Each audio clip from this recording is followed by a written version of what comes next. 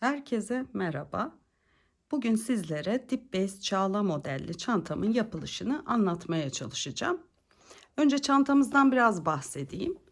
Bakın şöyle 3 renk kullandım. Kağıt ipimiz.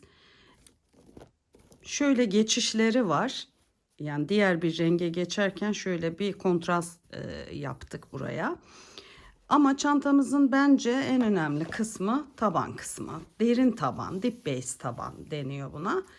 Derin taban uyguladık çantamızda. Bu tabandan itibaren, taban yapımından itibaren başlayarak bütün çantamızın modelini, yapılışını, her detayını, sayılarını, ölçülerini sizinle bu videoda paylaşacağım. Bu dikdörtgen bir taban üzerine yapılmış bir model. Şimdi bir de şöyle oval tabanlısını da yaptım ben bunun. O da harika duruyor. Bakın gördüğünüz gibi her türlü tabana uygulanabilecek bir taban modeli ve örnek. Bakın Çağla modelimizin böyle duruşunu sizlere göstereyim. Harika. Ölçüsü, sayısı hepsi size kalmış. Küçük çanta da yapabilirsiniz. Büyük çanta da yapabilirsiniz. Bakın gördüğünüz gibi duruşu. Şöyle özellikle ben bu tabana bayıldım arkadaşlar. Yapımı, tüm aşamaları, sayılarını şimdi size vereceğim. Önce malzemelerimizi söyleyeyim size.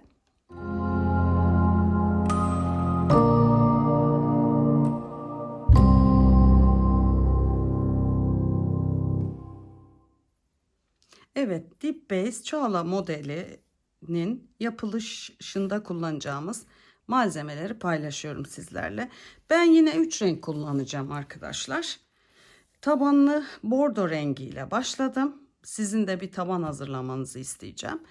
Bir krem rengimiz var. Bir de hasır rengimiz var. 3 renkle geçişler yapacağım. Ama dediğim gibi siz sadece 2 renk de kullanabilirsiniz. Bu sizin tamamen tercihinize bağlı. Şimdi makas, işte tığ numaram, ip kalınlığımı söyleyeyim size. Orta kalınlıkta bir ip ve şu detayı asla kaçırmayın. İp kalınlıklarımızın birbiriyle uyumlu olması gerekiyor. Çünkü biri ince biri kalın olursa kalın olan ipte ipi kullandığımız vakit çantamızda açmalar oluşuyor. O kısım daha genişliyor. O yüzden ip kalınlıklarımızın mümkün olduğunca birbirine çok yakın olması gerekiyor. Makasa ihtiyacımız var. Metreye ihtiyacımız var.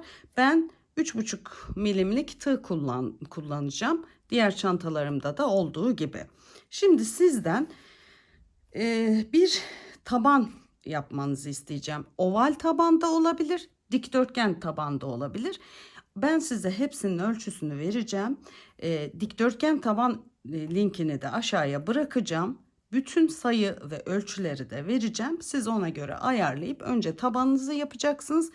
Tabanınızdan bittikten sonra ipi koparmadan modelimize başlayacağız. Şimdi ben önce ölçü vereyim size. Çantalarımızın ölçüsünü vereyim. Siz neyi tercih ederseniz o şekilde başlayın. Şimdi yeşil çantamızda 20 santimlik, şöyle göstereyim. Başlama zincirimizin ölçüsü 20 santim. 30 zincir ile başladım. Ama dediğim gibi ipin kalınlığı, el ayarı, tığ numarası bunlar çok fark ediyor. O yüzden bence siz zincirinizi çekin. 20 santim olduğu vakit örneğinize tabanınıza başlayın. Eğer bu ölçüde istiyorsanız. Bu biraz geniş bir taban. Yani eni daha geniş bir taban. Biz normalde diğer çantalarımızda biraz daha dar ve bir tık daha uzun bir dikdörtgen ölçüsü kullanıyorduk. O da olabilir. Onu da yapabilirsiniz. Ben size linki bıraktığım vakit taban linkini, o zaten 10 santime 30 santimlik bir çanta taban ölçüsü. Ben burada ölçüyü vereceğim size. Bu dikdörtgen tabanın ölçüsü 13 santim burası. 30 santimde bu kısım. 13'e 30. Onu da tercih edebilirsiniz. Bunu da tercih edebilirsiniz. Bu eni geniş tabanlı çantalarımız yukarı doğru biraz açılma yapıyor. Ben bu formu da çok seviyorum. Ama dediğim gibi eni dar bir dikdörtgen taban tercih ederseniz dümdüz çıkıyor. Açılma olmuyor. Bu sizin tercihiniz. Şimdi çanta ölçüsünü vereyim. Çanta ölçümüz neye ulaştı? 41 santime ulaştı. Yani şu genişliği 41 santim bu çantamızın. O yüksekliği de 30 santim. Genelde 30 santimde tutuyoruz yüksekliğini. Evet, bu çantamız böyle. Diğer çantamızın da vereyim. Bu çantamız biraz ebatı büyük bir çanta. Önce oval tabanın ölçüsünü vereyim size. 45 zincir ile başladık. Zincir uzunluğumuz 27 santim. 27 santimlik bir ölçüyle başladık. Yani zincirinizi çekin. 27 santim olduğu vakit tabanınızı örmeye başlayın. Evet, taban bitim ölçüsünü söyleyeyim. 11 santim genişlik, 36 santim de uzunluk. Eğer biraz daha küçük bir oval tabanlı çanta istiyor iseniz o zaman zincirinizi 40 santimde falan tutun. Yine derinliğini, genişliğini böyle 1 santime ulaştığında zaten biraz daha uzunluğu daha kısa olacaktır. Yani daha küçük bir çanta elde edeceksiniz. 45 zincir dedik. 27 santim zincir ölçüsü. Çantamızın ölçüsünü söyleyeyim. 45 santimlik bir çanta. 45 santim oldu çantamız. Genişliği. 32 santim de yüksekliği. Buradan itibaren ölçtüğümüzde 32 santimlik bir ölçü. Bu çantamız 500 gram kadar ip gitti. Diğer yeşil çantamıza da 400-450 arası bir ip kullandık. Evet, çantalarımızı tarif ettik. Şimdi benim şimdiki dikdörtgen tabanımı, yaptığım dikdörtgen tabanımın ölçülerini vereyim size. 30 adet zincir ile başladım. 20 santim zincirimin ölçüsü. 30 santim uzunluğu oldu. 13 santim de genişliği oldu. Ve yani anlayacağınız bu yeşil çantanın ölçüsünde bir çanta olacak. Tabanı aynı çünkü. Evet. Şimdi hazır isek tabanınızı örün, oval ya da dikdörtgen. Tabanınızı örün, hazır edin. Hiç ipi koparmadan başlayalım çantaya. Tekrardan herkese merhaba. Şimdi tabanınızı ördünüz. Oval ya da dikdörtgen hiç fark etmiyor. Benim anlatacağım, tabandaki anlatacağım her şey oval tabanda da geçerli. Yani her detayı oval tabanda da aynı şekilde uygulayabilirsiniz. Şimdi ne dedik? İpimizi koparmayacağız. Şimdi bir de şunu dipnot olarak size söyleyeyim. Çantamızın tabanının her sırası bir detay içerdiği için dikkatlice izlemenizi, dinlemenizi tavsiye ediyorum. Bir de modelimiz, bakın tabanımız bitecek. Modelimizin şu kısmına kadar, yani diğer renk geçişine kadar izlemenizde fayda var. Çünkü zaten bu bademler, çağlalar diyelim. Bu çağlaların iki sırasını birden izlemeniz gerekiyor. Çünkü birleştirme yerleri ikisinde farklı. Bunu da söyleyeyim size. Evet, artık başlayabiliriz. Şimdi ben en son artırmamı, üçlü artırmamı şöyle yaklaştıralım. En sonki üçlü artırmamı yaptım. Bir tane de sık iğnemi yaptım. Yani artırma kısmını geçtim. Şimdi burada ne yapacağız? Dediğim gibi diğer modellerimizde, çanta tabanlarımızda ipi buradan koparıyorduk. Buradan tekrar başlıyorduk. Bunda onu da yapabilirsiniz ama en güzel yöntem bu. Bunu size diğer sıralarda neden böyle yaptığımızı da uygulamalı olarak anlatacağım. Şimdi arkadaşlar ne yaptık? 3 tane artırmamızı yaptık. Bir tane de sık iğnemizi yaptık yanına. Burada bu çantamız birleştirme yaparak gidiyor. Yapılarak. Şimdi ne yapacağız? Bakın sık iğnemizi yaptık. Şimdi burada ip yürütme yapacağız. Ki burada bir birleştirme yeri açacağız. Evet. Şimdi burada bir tane zincir çekeceğiz. Çünkü artık birleştirme yapacağız. Eşit gitmesi gerekiyor. Bir tane zincirimi yaptım. Sonra normalde şuradan sık iğnelerimizi yapmaya başlıyorduk. Böyle. Biz normal sık iğne yapmayacağız bu sırada. Ne yapacağız? Bakın, zincirimizi çektik ya burada. Tam şu birleştirme yaptığımız yer var. Burada yürüttüğümüz. Bir daha burayı göstereyim size. Şimdi burada ip yürütme yaptık ya. Yürütme. Bakın, bu yürütme yaptığımız ilmeği unutmayın. Yürüttük.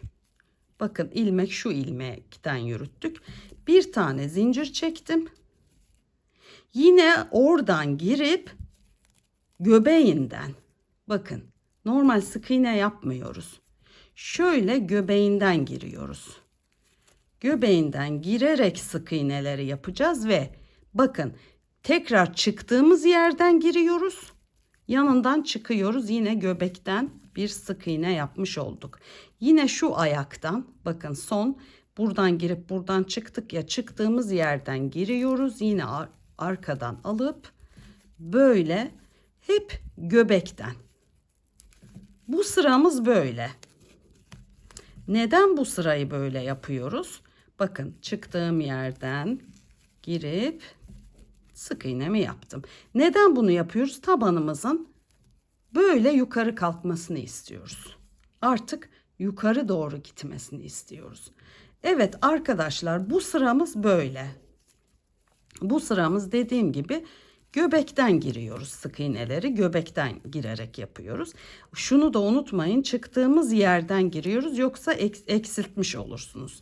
Bakın, çıktığım yerden girdim ve sık iğnemi yaptım. Gördüğünüz gibi bakın, yukarı doğru kalktı. Şimdi bu sırayı bitirelim. Şu kısma, son birleştirme kısmına gelince tekrar size birleştirme yerini ve üst sıralarını anlatacağım. Evet arkadaşlar, ben dolandım. O size gösterdiğim göbekten sık iğneleri yaptım. Hiçbir artırma, eksiltme yapmadan, bakın, döndüm geldim. Bu köşeyi de beraber yapalım istedim. Bu arada bu tabanın en zorlu süreciydi. Bir tane daha zorlu bir sürecimiz var. Evet, şimdi geldik. Bakın, yine aynı işlemi yapıyoruz. Köşeler biraz sıkıntılı oluyor. Yani zor oluyor daha doğrusu. Bakın. Evet, hiçbir artırma, eksiltme yapmıyorum. Bakalım burada, evet, bakın. Şimdi bu çıktığımız yer diye bununla burayı da yapacağız. Ta ki zincirin olduğu yere gelene kadar. Evet. Bakın, zincirimiz buydu. Şurası bizim zincirimiz. Bu da ilk yaptığımız sık iğnemiz. Şimdi bu birleştirme yerini gösteriyorum. Bu tabandaki birleştirme yerimiz. Üst kısımda birleştirme noktalarımız farklı olacak. Onu da belirtmiş olayım. İpimi, ilmeğimi biraz uzatıyorum. Bakın, zincirimiz burada. Biz şuraya gireceğiz. İlk sık iğnenin tepe noktasına. Ama arkadan gireceğiz. Bu ilmeğimizi böyle arkaya alıyoruz. Evet. Arkaya aldık. Bakın, şurada bir şerit oluştu. O ilmeğimizin geçtiği yer. Oradan giriyoruz. Ben biraz kısa almışım bunu. Bakın, şuradan giriyoruz. O ilmeğimizi de alıyoruz içine. Biraz uzun çekeyim. Tutamadım. Bakın, ilmeğimi uzattım. İlk sık iğnenin tepesinden arkadan tığımı geçirdim ve ilmeğimi geriye çektim. Şöyle. Şurası, bakın, ilmeğimizin geçtiği yer. Oradan tığımı geçirip bu ilmeği içine aldım. Burada burayı sıkılaştırıyorum ben. İpimi çekip buradan şöyle ilmeği geçirip bir tane zincirimi çektim. Bakın, görüntü böyle. Şimdi ne yapıyoruz? Şimdi normal sık iğne yapıyoruz. 2 sıra. Şimdi böyle, bakın, ilk şeyimiz burada, bakın, girdiğimiz nokta. Normal sıradan sık iğnelerimize devam ediyoruz. Bakın, gördüğünüz gibi nasıl yukarı döndü. Şimdi bu sık iğnelerimiz yukarı döndü. Nasıl olacak? Çanta duvarı çıkar gibi bu sık iğneleri yaptıkça yukarı doğru çıkacak tabanımız. Sık iğnelerimiz.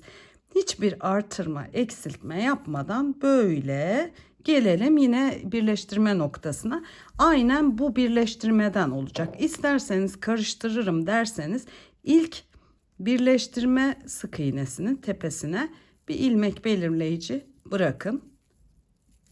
Karıştırırım diyenler için diyorum. Şöyle el ütüsü de yapalım. Şöyle bakın gayet düzgün tabanımız. Şimdi 2 sıra sık iğne yapacağız. Birleştirmemiz aynen bu şekilde olacak. Şimdi ilk sık iğneyi ben bitireyim bu sıramızı. Buraya gelince birleştirme yerini tekrar size anlatayım. Evet arkadaşlar, taban kısmını yukarı döndürdüğümüzden itibaren ilk sıramız.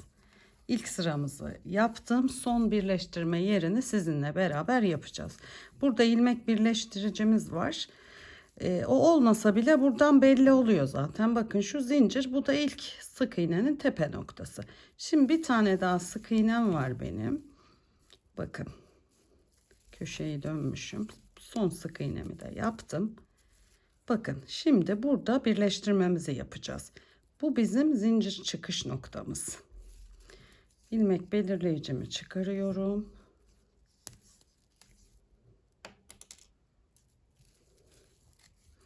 Buradan tepe noktasından geriye ilmeğimi çekeceğim.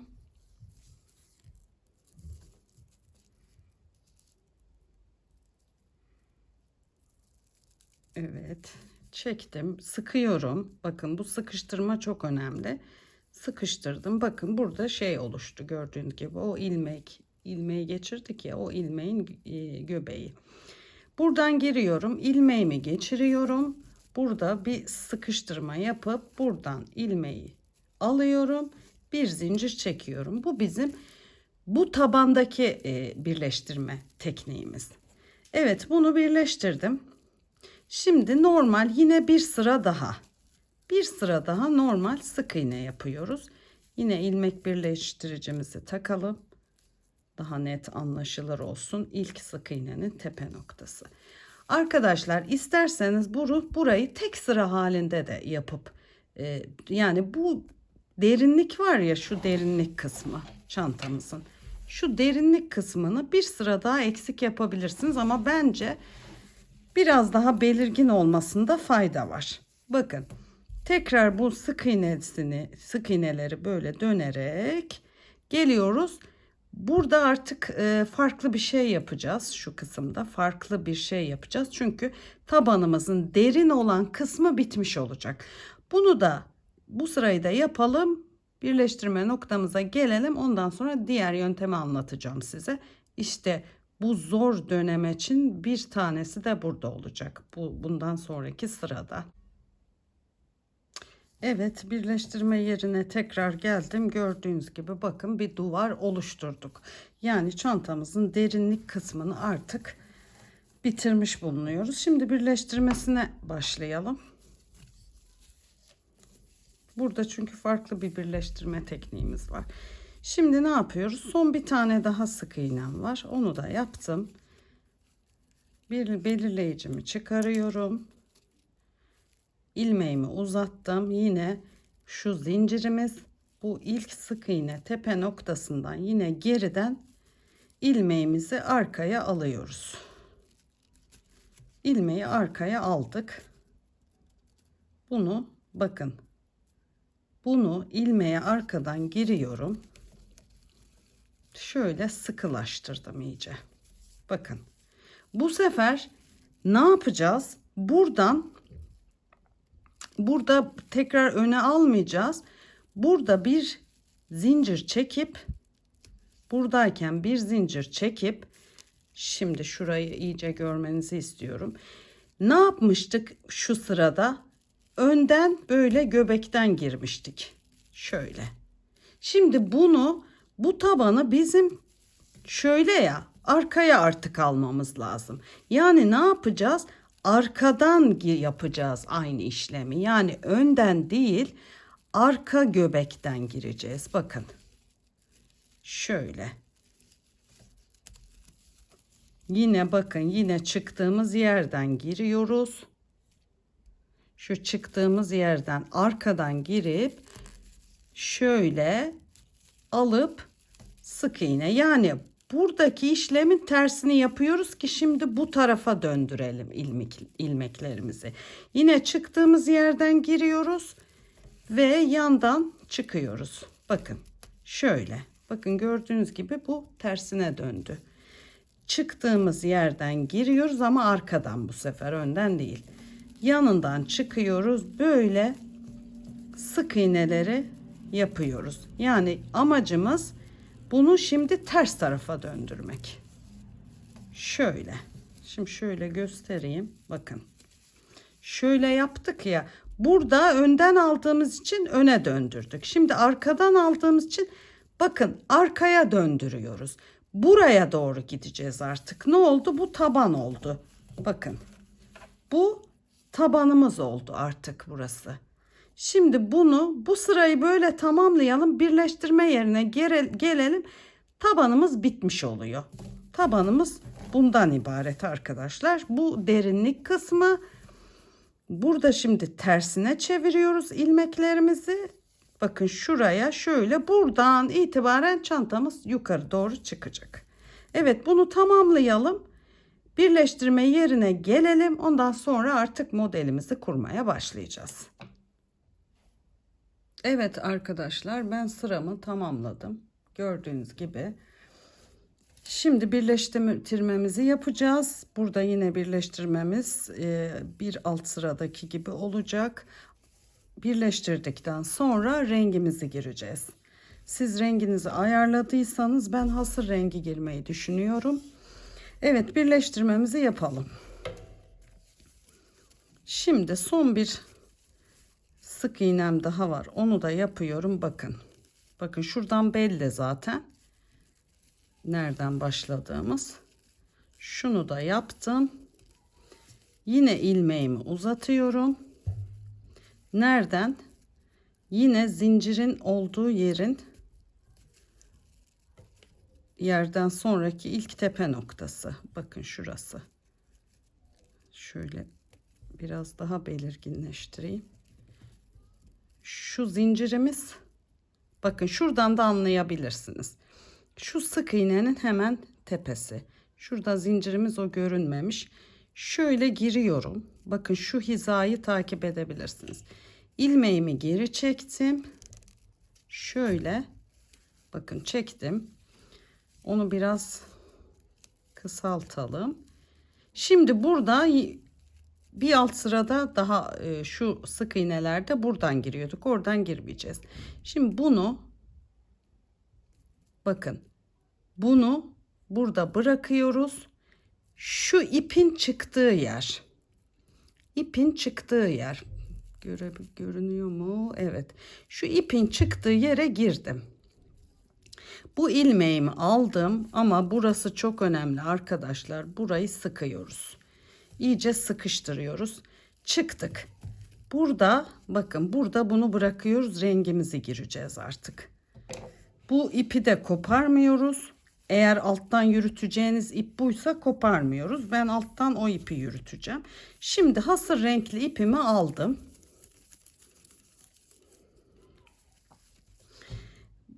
Şöyle, aslında bu ipi bununla çıkacaktık arkadaşlar. Tekrar yapalım. Bakın. Evet, unuttuk o kısmı. Böyle geriye çektim. Şunu geriye çektim. Bunu biraz sıkıştırıyorum. O ipin çıktığı yerden şöyle. Bu sefer hasır rengimi. Yani renk, hangi rengi gireceksiniz onu geçiriyoruz. Bu ilmeği de alıyoruz. Burayı sıkıştırıyoruz. Hatta ben bunu da bu tarafa atıyorum. Şöyle. Bunu geçirdik. Rengimizi koyduk. 1 oldu. 2, 3 zincir çekmiş olacağız burada. Bu birincisi, 2 tane daha zincir çektik.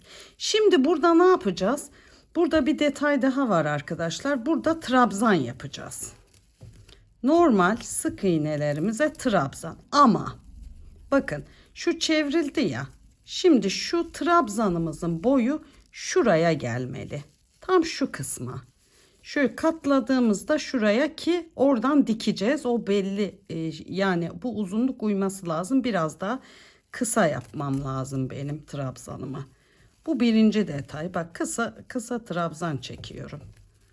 Uzun çekmeyin, dikerken sıkıntı olmasın. Şöyle uzun trabzan değil de kısa trabzanlar, uzatmadan trabzanlarımızı yapıyoruz. Bu birinci detay. İkinci detay da bu trabzan sayımızın çift sayı olması lazım. Ben saydım bu sık iğnelerimi. Tam 133 ilmeğim var. Benim çift yapmam için 134. Bakın yukarı çıkın, aşağı inmeyin.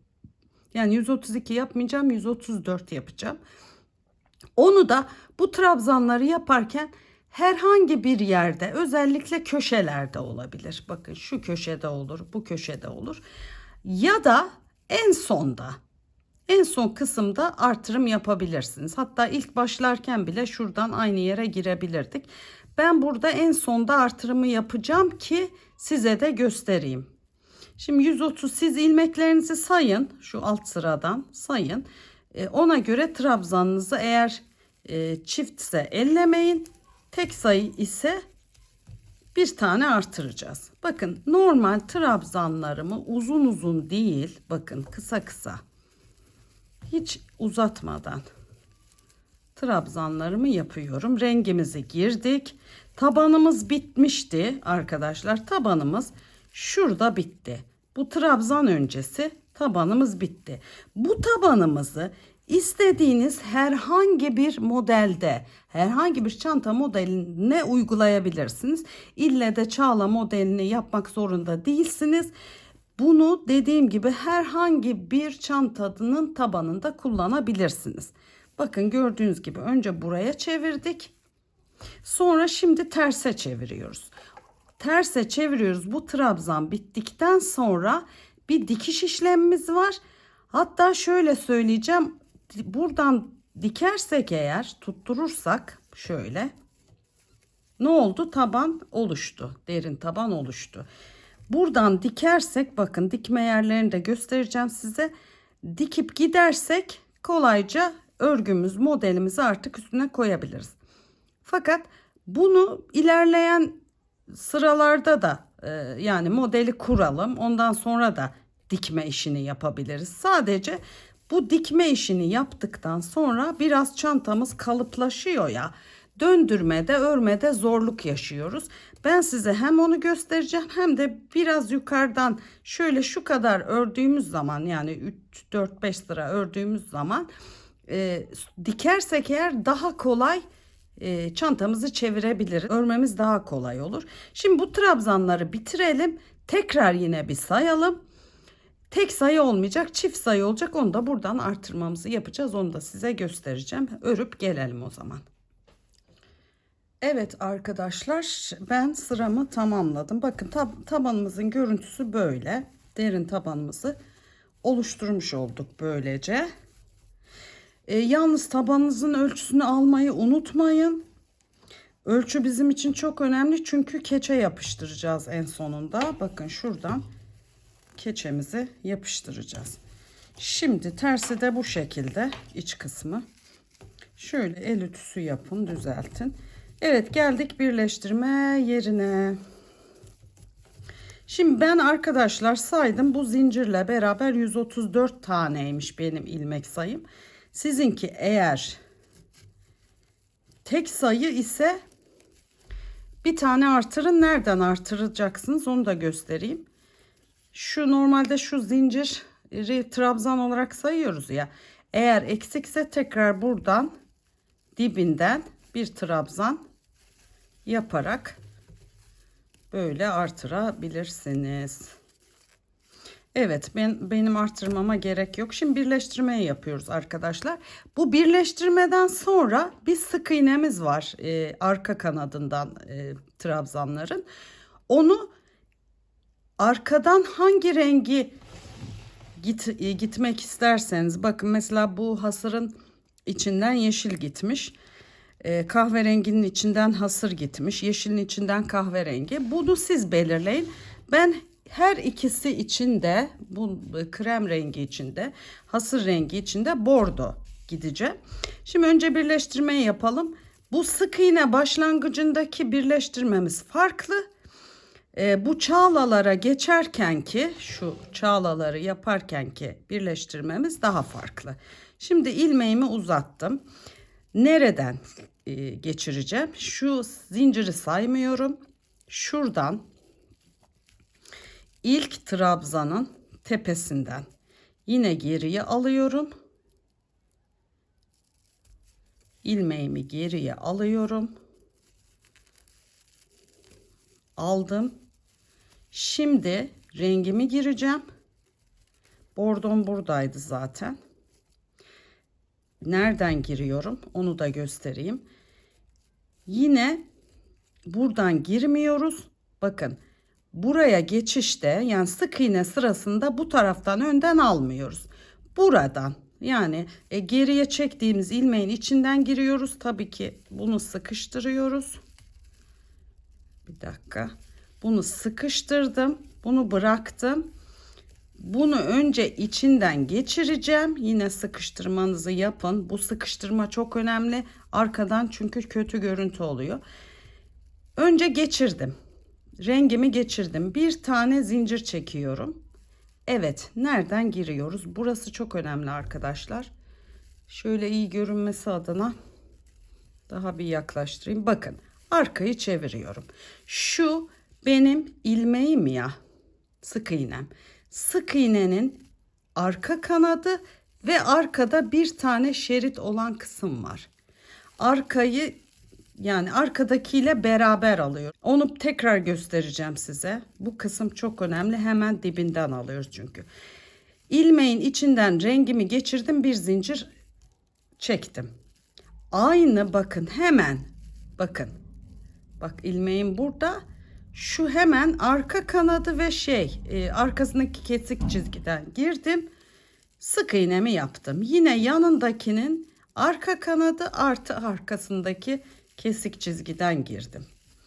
Bu sıramız böyle, arka kanat, bir de arkadaki gördüğünüz kesik çizgi. Bu sıramızı böyle yapıyoruz arkadaşlar. Bakın bu zaten arkada böyle belli belirsiz görünecek. Yani çok değil. Bu arkada kalıyor çünkü. Çok belli olmuyor ama böyle hafif hafif içeriden belli oluyor. Gördüğünüz gibi böyle bu sıramızı böyle tamamlayacağız. Sonra çağlalarımızı kuracağız bundan sonra. Bu sıramızı tamamlayalım arkadaşlar. Sonra şurada bakayım, ilmek orada bir tuhaflık var. Bol almışız. Evet, şöyle. Bu sıramız böyle arkadaşlar. Bakın görüntü de böyle oluyor. Şimdi normalde bu sıramız böyle. Şimdi bu sırayı başlamadan önce aslında dikme işlemini gösterecektim. Şuradan göstereyim size. Şimdi normalde ben bu çantalarımda, diğer çantalarımda kendi kağıt ipini kullandım. Krem rengi bordoyla dikmiştim. Bakın bu trabzanı neden uzun çekmedik? Şöyle buraya denk gelsin diye.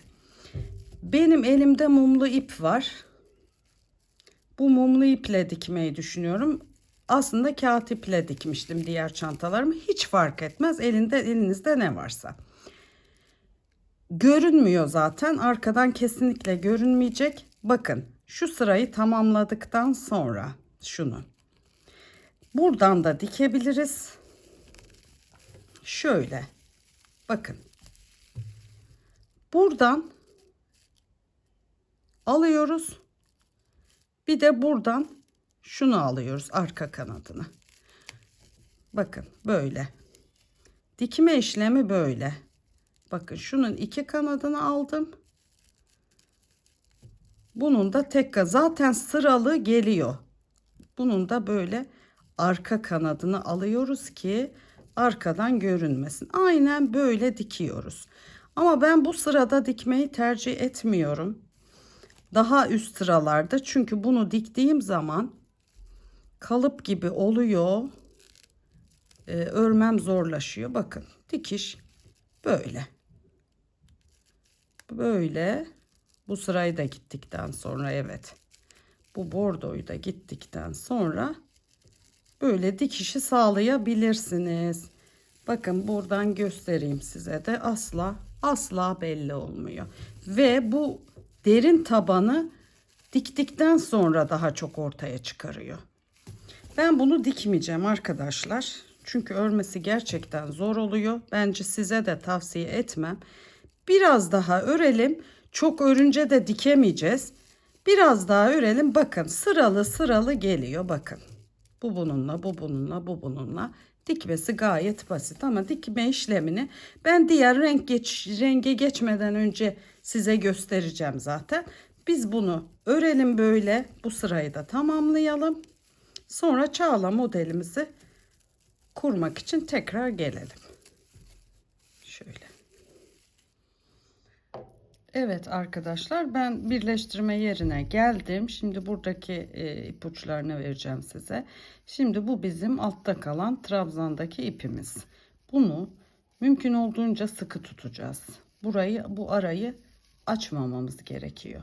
Şimdi en son arka sık iğnelerinden en son nereyi yapmamız gerekiyor? Yine ipin çıktığı yer. Bakın, alttaki ipimizin çıktığı yer.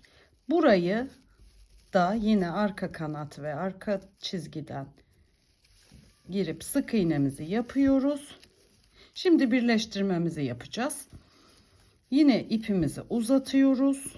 Bakın, burada ne yapmıştık? Burada trabzandan geri çekip buradan devam etmiştik. Şimdi bunu öne alacağız. Nereden giriyoruz? İlk sık iğnenin tepesi. Bakın, şurası. Yine buradan arkaya çekiyoruz ilmeğimizi. Alttakini de, burayı iyice, buralar nerede ipimiz? Buraları iyice sıkıştırıyoruz. Şimdi bu nereden tekrar gireceğiz? İpin çıktığı yer, yine bakın şu. İpin çıktığı yerden, normal ama arka kanat değil, normal yerden giriyorum. Bunu alıyorum. Burayı sıkıştırıyorum yine. Bu çok önemli. Sıkıştırdım. Tekrar diğer rengimi alıyorum. Şimdi çağlaları yapmaya başlayacağız. Buradan içinden geçirdim. 3 tane zincir çekiyorum. 1, 2, 3. Bol çekmiyoruz zincirlerimizi. Bakın, çektik. Şimdi burada ne önemli? Tam buradan çektiğimiz zincirimizin en altında kalan trabzana gireceğiz. Yine göbekten gireceğiz. Bakın, 3 tane zincirimi çektim. İpimi aldım. Bunun altındaki trabzanın göbeğinden girdim. Tekrar trabzan yapıyorum, ama buradaki detayı da size söyleyeyim. Aldık ipi, göbeğinden girdik. Şöyle uzatıyorum tam şuraya kadar. Bakın, uzattım. Burada çünkü yine bir trabzan oluşacağı için şöyle uzun uzun çektim. Bakın ne kadar mesafe. Şuradaki kalan mesafeye trabzan gelecek. Şuraya şöyle trabzan gelecek. Şimdi bu göbekten aldım. Yine ipimi alıyorum. Bu sefer bakın, burada artırma yapılabilir çünkü. Şimdi bunu göbekten yaptık ya. Şimdi bunu normal trabzan yapacağız. Normal trabzan. Normal sık iğne yerinden girdim. Normal trabzanımı yaptım. Yine ipimi aldım. Bakın, bu buna ait. Biz şuna gireceğiz.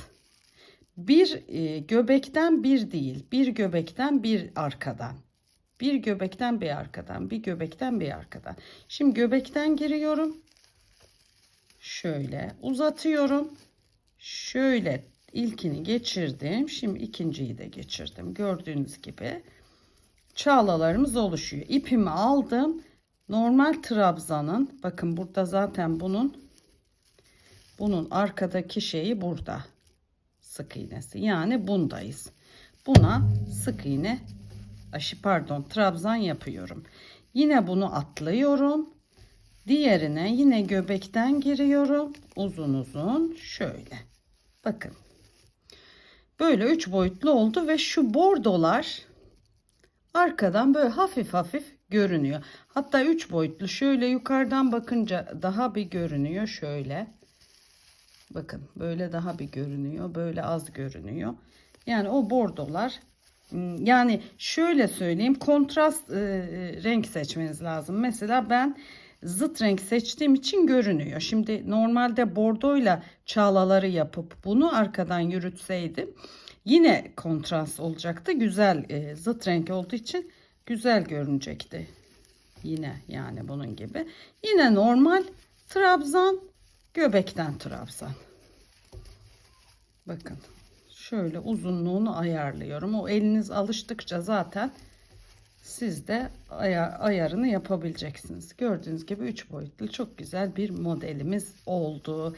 Şimdi bu birleştirme yerini tekrar size detayını vermek istiyorum. Arkadaşlar şu sıraya başlarken, sık iğne sırasına başlarken arkadan çekiyoruz. Birleştirme yerinden bahsediyorum.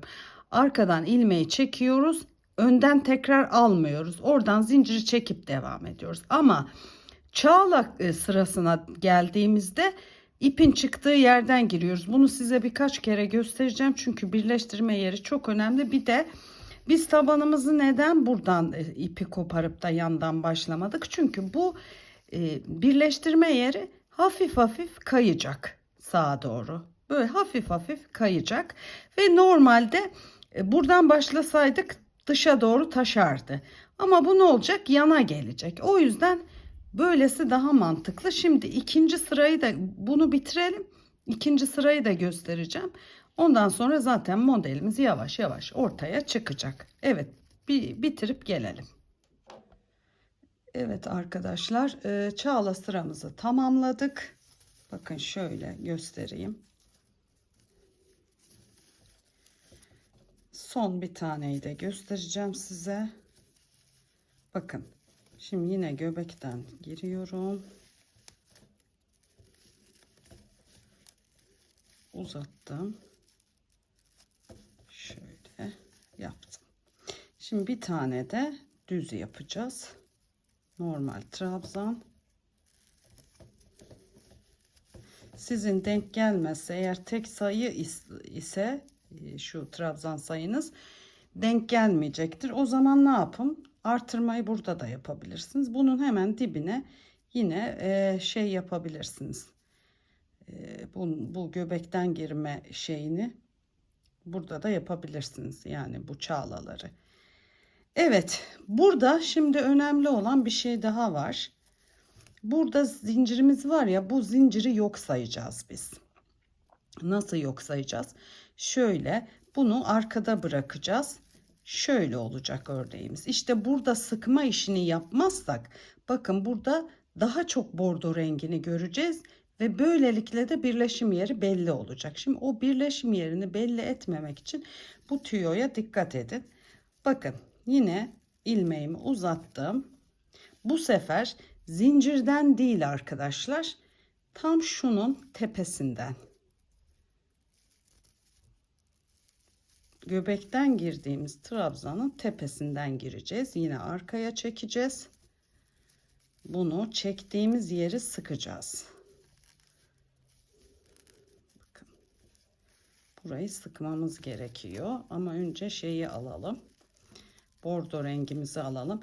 Her şeyden sonra, çağla modelinden sonra hemen sık iğne. Bir sık iğne bir çağla modeli yani. Şimdi diğer rengimizi alalım. Bu sık iğneye geçişte biliyorsunuz önden almıyorduk. Şurada arkaya aldığımız ilmeğe tığımızı geçirip hemen bordo rengimi aldım. Önce ilmeğimin içinden bordo rengi geçirdim. Sonra bir zincir çektim. Sonra hemen sık iğnenin arka kanadından ve arka şeridinden girdim, sık iğnemi yaptım.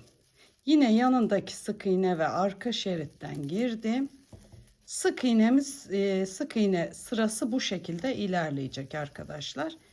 Sonra bu sırayı tamamlayacağız ve bu sefer çağla modelinin diğer kısmına geçeceğiz. Bu sırayı tamamlayalım. Birleştirme yerine gelelim. Burayı böyle yine sıkıştıracağız. Şöyle. Sıkıştırmanız çok önemli. Yoksa belli oluyor. Şimdi bitirelim. Bu sıramızı da bitirelim. Diğer şeyini, çağlayı bu aralardan alacağız bu sefer. Bunlar normal trabzan olacak. Bunlar çağla modeli olacak. Göbekten alacağız. Bitirip hemen gelip gösteriyorum size. Evet arkadaşlar, ben sıramın sonuna geldim. Son bir tane daha yapacağız. Sonra birleştirmemizi yapıp diğer çağla tarafına geçeceğiz. Bakın, her zaman şunu unutmayın. Şu ipin çıktığı yere en son batıyoruz. Bakın, yine arka kanadı ve arkada zaten şerit var. Oradan girip son sık iğnemi de yaptım. Şimdi yine birleştirmeyi yapacağız. Bunu da bu arada çekmeyi unutmuyoruz. Şimdi uzattım ilmeğimi. Tam şu ilk sık iğnenin tepe noktası açtırıyorum. Arkadan çekiyorum ilmeği. Şu kısa çekmeye özen gösterin ki sonra sıkışmıyor. Bu sıkıştırma çok önemli. Bakın, hiç belli olmuyor birleştirme yeri. Şimdi burada ne yapıyorduk? Çağlaya geçerken hep bu ipin çıktığı noktadan giriyorduk. Ama sık iğne yapsaydık buradan zinciri çekecektik. Bunu unutmayın. Şimdi rengimizi gireceğiz. Şuradan ipin çıktığı yerden, ama normal sık iğne olarak giriyoruz. Girdim. Bu ilmeği geçiriyorum tığıma. Yine sıkıştırma işlemi yapıyorum ve diğer rengimi alıyorum. Diğer rengimi aldım. Önce bunun içinden geçiyorum. Evet, geçtim. 3 tane zincirimi çekiyorum. 1, 2, 3. 3 tane zincirimi çektim. Bakın, zincirin hemen altı. Yani bu defa normal trabzanların göbeğinden gireceğiz. Çağla modelini yapacağız. Bu çağla olanların üzerine de normal trabzan yapacağız. Yani tam tersini uygulayacağız ve şunu unutmayın, zincirin hemen altı. Hemen altından yapıyoruz. Evet, bakın, bir de burada şunu da göstereyim. Şurada bir o zincirimiz var ya. O zincirimiz burada görünmeyecek işte. Bunu alırsak bu burada gizlenip saklanacak. Yani orada bir renk şeyi oluşmayacak. Kötü bir renk görüntüsü oluşmayacak. İpimi aldım. Hemen altından giriyorum. Çağlamı yapıyorum. Normal alttaki gibi. Bakın, yani bu zincir arkada saklıyoruz her zaman. Neden? Çünkü zincirden almıyoruz birleştirmeyi. Bunun üzerinden aldığımız için bu arkada gizli kalıyor. Bunlar çok önemli. Birleştirme yeri belli olmasın diye. Şimdi normal çağlanın üzerine sık iğne yapıyor. Trabzanımızı yapıyoruz. Bir trabzan, bir çağla. Bakın, arkada kalmış olanı böyle çağla yapıyoruz. Yine ipimi alıyorum. Çağlanın üzerine de normal trabzanımı yapıyorum. Bakın, göbekten giriyorum arkada kalana, normal trabzana. Çağlanın üzerine de trabzan yapıyorum. Evet, örneğimiz bundan ibaret arkadaşlar. Hep böyle devam ediyor. Biz şimdi kaçıncı? İkinci sırayı yapmış oluyoruz. Hep bu şeyi sayıyoruz. Bu çağlaları sayıyoruz. Aslında normalde 1, 2, 3. sıra. Ama çağlaları sayıyoruz. 1, 2. Şimdi bunu renk geçişine gelene kadar yapacağım. renk geçişini size göstereceğim. Diğer renge geçiş kısmını, ama ondan önce dikim işlemini yapacağız beraber. Bu artık dikim işlemini yapabiliriz. Daha çantamız daha da yükselince bu dikme işi zorlaşacak. Tabanınızın sakın böyle buruşuk durduğuna bakmayın. Bunu diktikten sonra o kadar düzgün duracak ki gerçekten dikeceğiz. Böyle düzgün, daha düzgün duracak. Bir de üzerine çanta bittikten sonra keçesini buradan içeriden yapıştıracağız. Mis gibi harika bir taban elde edeceğiz. Şimdi çanta tabanınız ölçüsüne göre çantanın yüksekliğini ayarlamanız gerekiyor. Mesela benim çantamın yüksekliği 30 santim civarı olacak. Renk geçişlerini nasıl yapacağız derseniz, ben burada 5 sıra oluşturacağım. Bir sıra bir bundan, bir krem rengi, sonra bir de ortaya bordo rengini koyacağım. Şöyle uzaklaştırayım. Tekrar krem ve hasır rengini koyacağım. Yani bu çantamda olduğu gibi. Şimdi size şeyi de anlatayım. Önce mesela bundan 3 sıra yaptınız. Şöyle bak, şunları sayıyorum. 1, 2, 3. Bu birleştirme, bir yondan bir yondan. Şimdi 3 sıra yaptık ya bu renkten. Bir ölçün bunu. Santimini ölçün. Santimini ölçtükten sonra o renk ayarını yapın. Mesela bu 5'e bölmezsiniz de işte 3 postada yapabilirsiniz. İşte hasır, kahve, bir daha hasır veya başka bir renk. Bu tamamen size kalmış. Dediğim gibi önce bir miktar ördükten sonra bir ölçümünü yapın. Ondan sonra ayarını yapın ki denk gelsin üst sıralar. Çantamızın modeli bu arkadaşlar. Böyle yapıyoruz. Bundan sonra yine bordoyu gideceğim. Arka hep bir çağla bir sık iğne, bir çağla bir sık iğne yapacağız. Birleştirmeleri de dediğim gibi en önemli noktamız, ipi çekeceğiz. Burayı bütünleştireceğiz. İyice birleştireceğiz ki burada kötü bir görüntümüz oluşmasın. Böyle devam edelim. Renk geçişine geldiğimiz zaman dediğim gibi önce dikişini göstereceğim size. Ondan sonra da renk geçişini gösterdiğim zaman çantamızın modelini artık oluşturmuş olacağız. Evet arkadaşlar, ben dikişimi yaptım. Bakın buradan bile belli olmuyor asla. Zaten buralardan da belli olmuyor. Tabanımız neredeyse hazır. Sadece keçe yapıştıracağız. O da çanta bitiminde yapacağız o işlemi. Ve gayet düzgün, kusursuz bir taban elde etmiş oluyoruz. Şimdi neye geçtik? Şimdi renk geçişine geçtik. Şimdi nasıl? Benim hasır 1, 2, 3 sıra hasır örgüm var. Arkasından bordo geçmiştim. Şimdi krem rengi gireceğiz. Krem rengi ve hasırı beraber öreceğiz. Bir tane krem, bir tane hasır. Bu bordomu gittim. Artık renk geçişine geçebilirim. Şimdi kremle beraber öreceğiz. Onu da nasıl yapacağımızı göstereyim.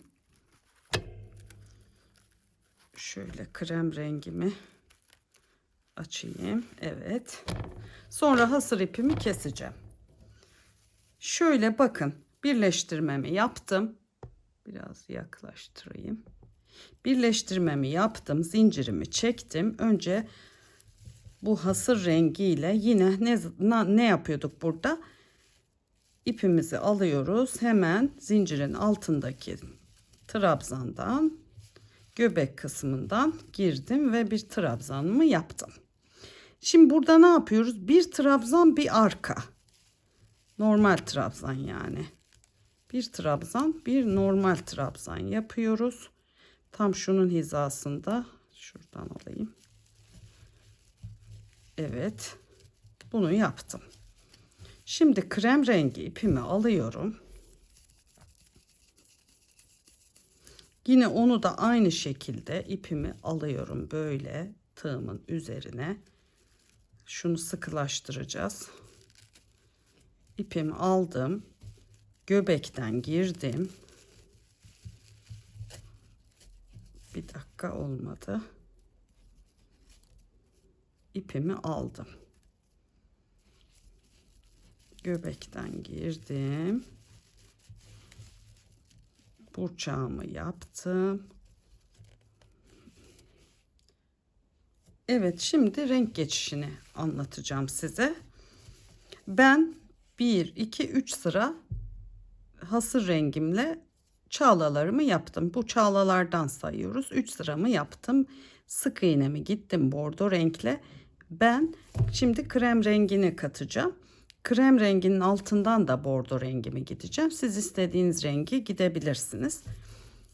Şimdi başlayalım. Pardon, önce hasır rengimizi, bakın yine birleştirmemi yaptım. Hasır rengimle zincirimi, 3 tane zincirimi çektim. Sonra hemen altından yine çağlamı yapıyorum. Ve yanına yine normal trabzanımı yapacağım. Bakın hemen şunun üstünden normal trabzanımı yapıyorum. Bu kadar. Şimdi rengime geçeceğim. Krem rengimi aldım.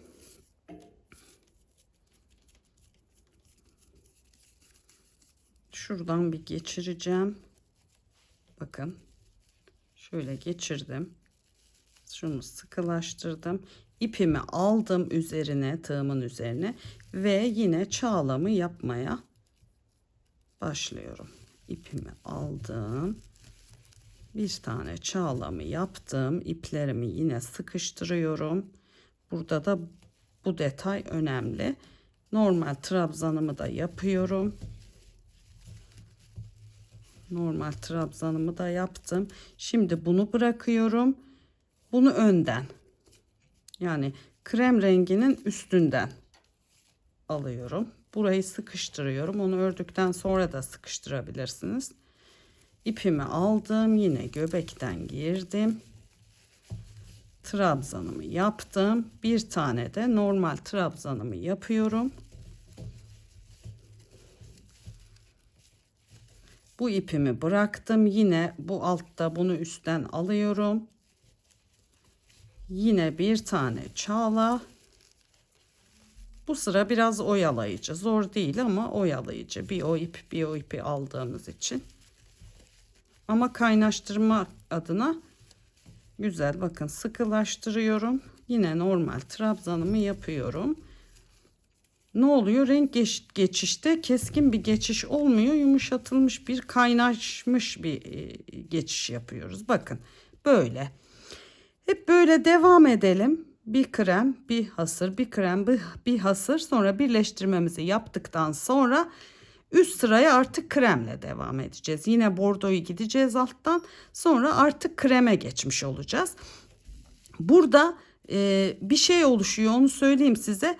İki renk yan yana geliyor. Orada da hiçbir sıkıntı olmuyor. Sakın ha işte benimki eşit gelmedi diye düşünmeyin. Öyle oluyor ve asla belli olmuyor. Mesela buraya hasır gelecek. Hasırla hasır yan yana olacak. Hiç gerçekten onu sıkıntı etmeyin. Çok da güzel oluyor. Şimdi bunu yaptığımız zaman bu 3 sıra olmuştu ya. Kremi de 3 sıra yapacağız. Bakın burada bir detay daha söyleyeyim size. Atıyorum çantanız biraz büyük oldu. Şöyle biraz uzaklaştıralım. Çantanız biraz büyük oldu. Bu sıralama size yetmedi. O zaman ne yapıyoruz? Bakın bu turuncu da aslında göstereyim. Oradan daha iyi anlatabilirim. Bakın kahverengiyi 1, 2, 3 sıra yapmışız.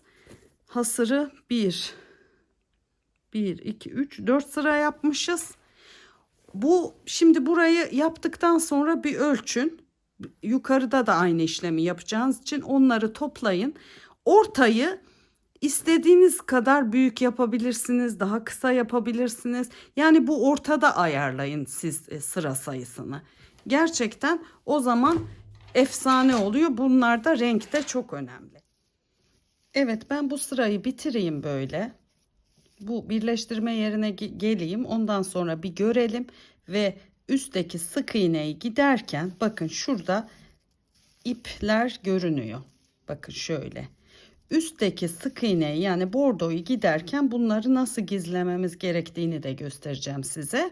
Yani bu görüntüyü aynen Burada da bunun bozmasını istemiyoruz. Aynen böyle bir görüntü olmasını sağlayacağız.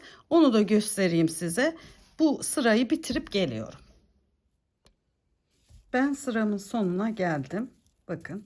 Şimdi birleştirmemi yapacağım. Bakın şöyle bir görüntü oldu. Şöyle çizikler oluştu. Aslında iç tarafta kalacağı için çok da sorun olmayacaktır ama arkasının da temiz bir görüntü olmasını istiyorum. Bir de astarsız da kullanılabilir, bu görüntüleri gizleyebilirsek. Bakın şimdi son birleştirmemi yapayım. Yine ilk trabzanın tepe boşluğundan girdim. İlmeğimi geriye aldım. Bakın. Aldım. Şimdi burada sık iğne de öne almıyorduk. Hemen buradan bir tığımı geçirdim. Bordo rengimi alıyorum. Önce ilmeğin içinden geçiriyorum. Sonra bir tane zincir çekiyorum. Bakın şimdi burada gizleme yapacağız. Şimdi yine nasıl yapıyorduk? Arka kanat ve kesik çizgi. Sonra bu ipi de alıyoruz. Beraber alıyoruz. Tekrar gösteriyorum. Arka kanat ve kesik çizgi ve ip. Bu ipleri de sık iğnemizi yaparken beraber aldığımız takdirde hiçbir sıkıntı oluşmuyor arkadaşlar. Şöyle arka kanat. Burada ne oldu? Ha, şuradan arka kanat ve şunu da ilmeği aldığımız zaman arkasında tertemiz bir görüntümüz oluyor. Bakın.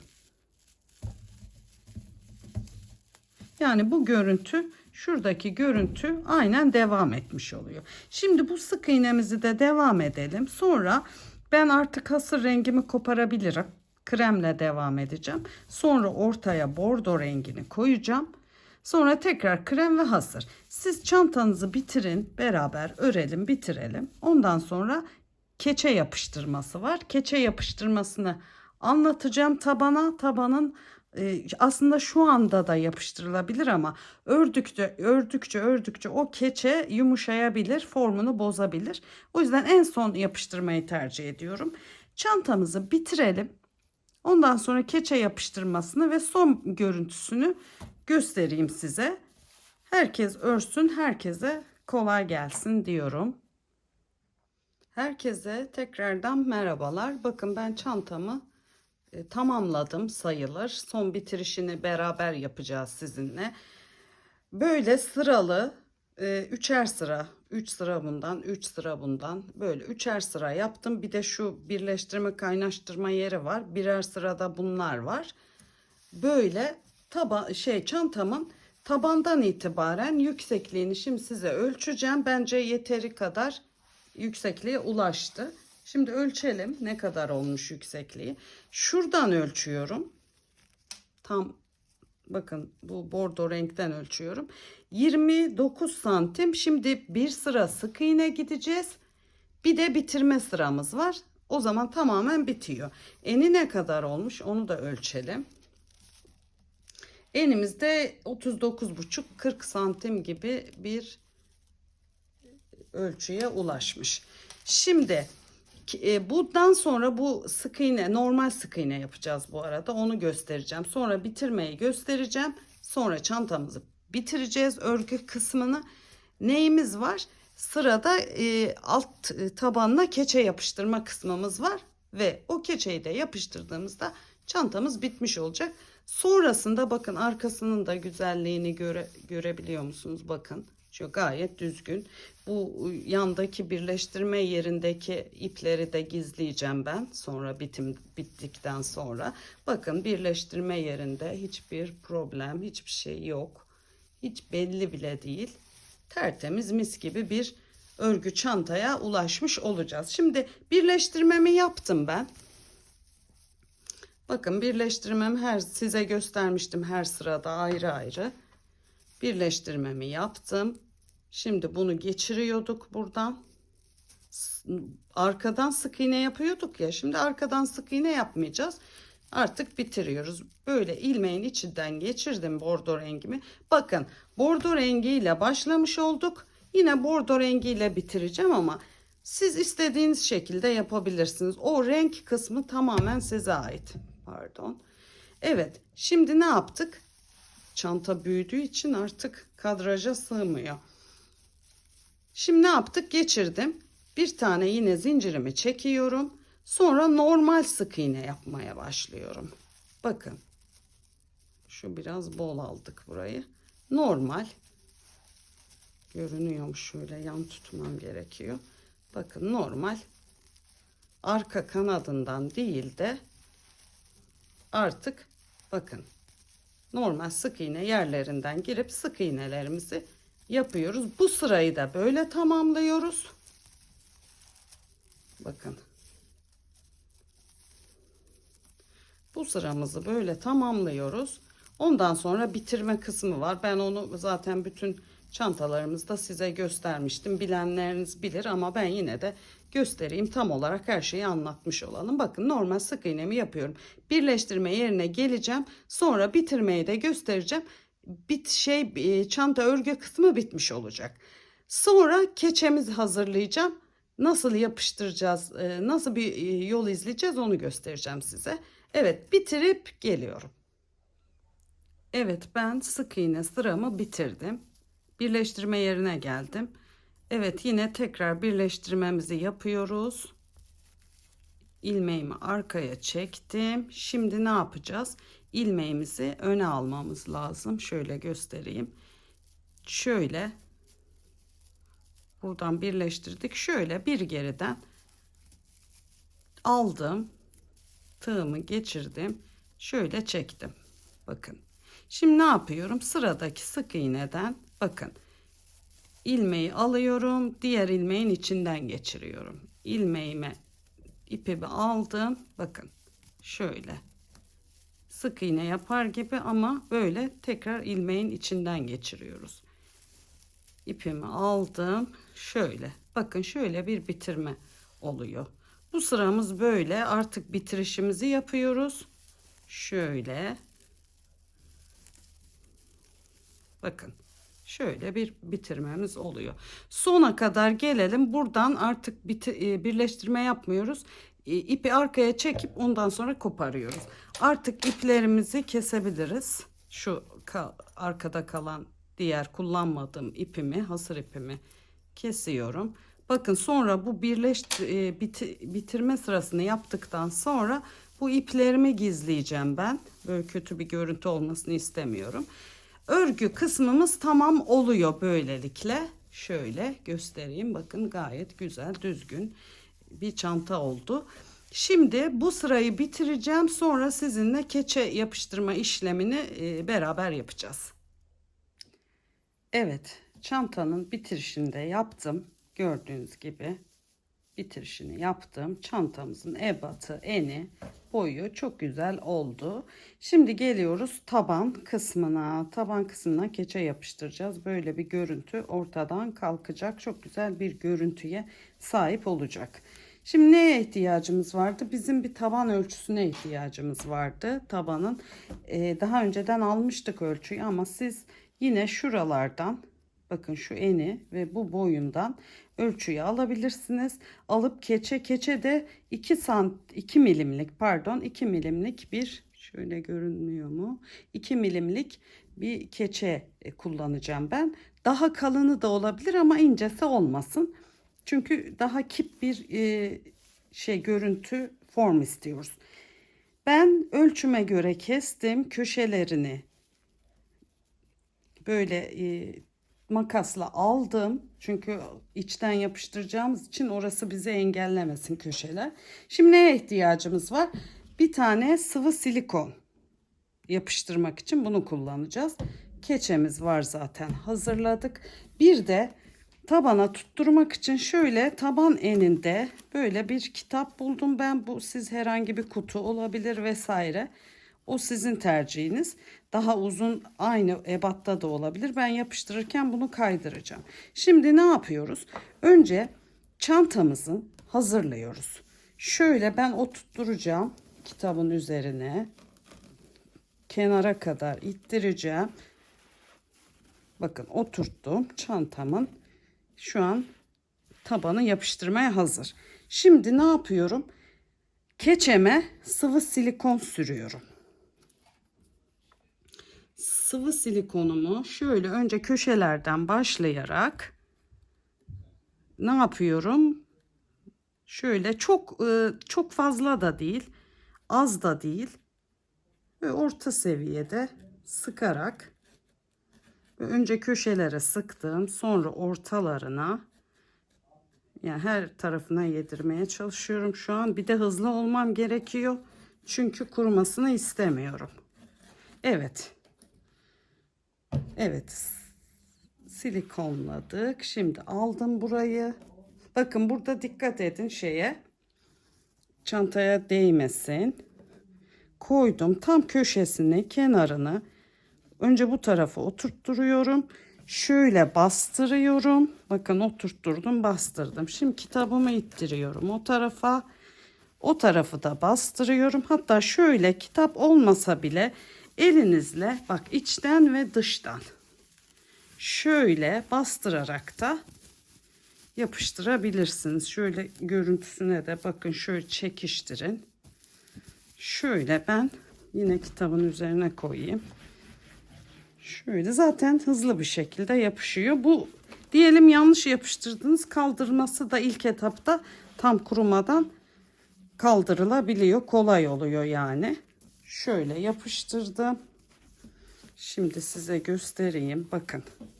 Bir de şöyle yine tekrar düzeltelim kuruyana kadar. Şöyle.